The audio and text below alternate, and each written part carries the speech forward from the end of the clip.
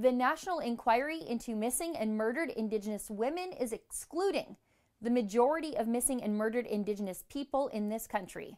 Those people are the men. Did you know that men make up to 70% of the total number of missing and murdered Aboriginal people in this country? If you listen to the mainstream media, you wouldn't know. But according to Statistics Canada, Aboriginal women are 6 times more likely to be killed than non-Aboriginal women. These numbers are appalling. But even worse, Aboriginal men are 7 times more likely than non-Aboriginal males to be the victim of a homicide.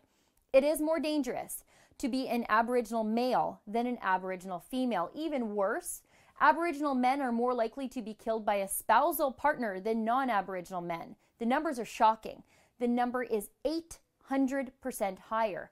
These numbers demand an investigation, and they would if they were happening to a woman. Yet Indigenous men have no national inquiry and no voice. They are the forgotten and throwaway victims of violence and, more drastically, intimate partner violence. The inquiry into missing and murdered Indigenous women has rejected any attempt by advocates to include men. In fact, the inquiry dismissed a director, a man named Michael Hutchinson, for even suggesting that men be included. So why are they being excluded from this inquiry? Because the inquiry is a feminist exercise and not a fact-finding mission. Activists are even saying that the inquiry must proceed from a feminist perspective, and it sure is. For me, feminism is a female supremacy movement, and it's coming through in all the rhetoric.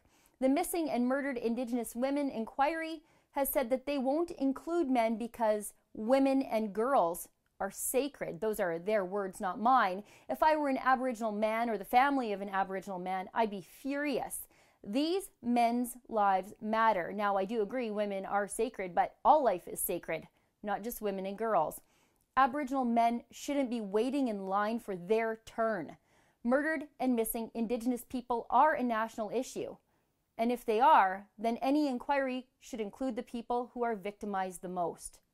For the Rebel.media, I'm Sheila Gunreid. At the Rebel, we look at the other side of the issue, the side the mainstream media just doesn't want to talk about. Click the link below to never miss a story.